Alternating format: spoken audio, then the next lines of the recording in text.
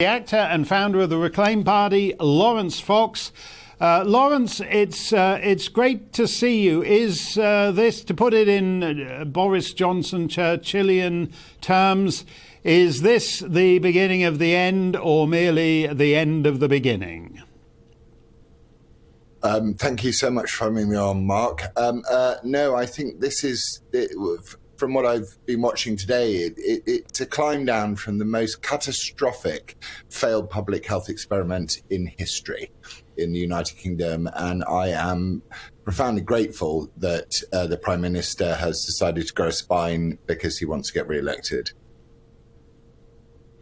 Yeah, I wouldn't disagree with you on that. We've had guests on this show who have said that with the exception of the first 2 weeks, where, as we saw in northern Italy, there was a serious danger of hospitals being overwhelmed just from the sheer numbers of people going into them, that basically the death count would have been exactly the same from this if governments had done nothing at all. And there have been more in-depth studies to show, for example, that the lockdown on freedom of movement, which is really pretty basic and puts us in the same camp as a lot of countries you wouldn't really want us to be compared with. But the lockdown on freedom of movement in the Western world made maybe a 1% difference to the spread of COVID. So I guess the reason is, why did everybody suddenly agree 2 years ago, with the exception of Sweden, that this was the only way to do things? I think people were led by fear. They were coerced. We lost our democratic mandate, where we've been run by essentially a scientist who's been our Prime Minister. And I think that what's happened is this is a failed coup in the United Kingdom. And I think that, there's that phrase about kicking a dead dog. This dog is not dead yet. So we need to make sure that every single crime against humanity that has been perpetrated by this regime and other regimes around the world, ongoing in Canada, is never, ever to happen again. Were you disappointed to see, I don't know whether you saw the Prime Minister's press conference, but he was flanked, as usual, by his highly knighted scientific advisors, Whitty and Vallance. And they weren't quite on board with him as far as the whole end of COVID thing is. Would it have been more? Would it have been healthier if they hadn't been standing next to him? I think that public policy should be dictated democratically by Parliament. And we've seen over the past 2 years that Parliament has been superseded by what we call so-called experts.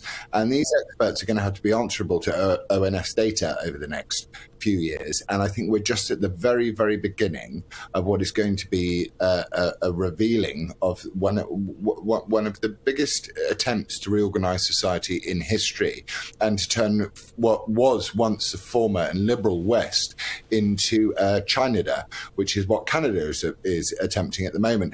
And I would actually ask that the United Kingdom removes Canada from the Commonwealth immediately, along with Australia and New Zealand, because I think that this is a disgusting misappropriation of what freedom and democracy is.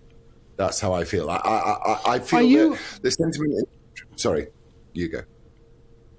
No. Carry on. I'm interested in that because the Commonwealth to date has been the dog that didn't bark, and there's certainly an argument to be made that if Robert Mugabe started by doing what Justin Trudeau has been doing this last week, and eventually the Commonwealth suspended Zimbabwe's membership. Are you surprised by the silence of Trudeau's fellow prime ministers in the Commonwealth? I think it's abhorrent. I think it's utterly abhorrent the way that our Prime Minister has tried to deviate and move ourselves aside onto a conflict in Ukraine which has nothing to do with us whatsoever, and that these peaceful protesters in Canada are being treated as terrorists. They're having their bank accounts frozen. And I think what we're getting is a glimpse of what the future looks like if we allow authoritarian regimes in the name of liberalism who are actually fascists, and I would call Justin Trudeau a fascist, and I would call just Jacinda Ardern a fascist, and I would call many of the leaders of the various territories in Australia fascists, and that we're witnessing the rise of something that we've seen many times before. And I think that I stand with every single freedom fighter across the world who is asking for nothing more than the right to protest peacefully against what are beyond imagination authoritarian measures. Yeah, it's interesting what's happening in Canada. If you happen to just make a $50 donation to this truckers convoy, as many people in the UK and the rest of the Commonwealth did, then they are taking a lady in, I think it's Chilliwack, British Columbia. She can't go out and buy a quart of milk. She can't go out and buy a loaf of bread.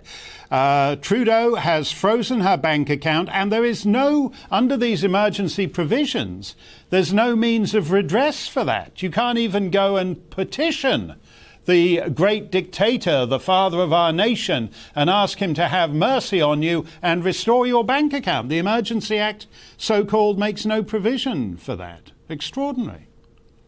Well, it's very dangerous. It's a dangerous trend in democracy, really, that what's happening is emergency acts are being used to bypass democracy. You've got things like COP26, which are globalist acts that they're not run past the British people or any other sovereign nation. That the people of this country and the people of other countries have the right to peacefully protest. If you cannot peacefully protest and you do not possess bodily autonomy, you are not free. You are a slave to the state, and you are a vassal of the state, and you are essentially China. It's China. I have terrible fantasies about what I would like to happen to Justin Trudeau, but I pray that I won't have them for much longer.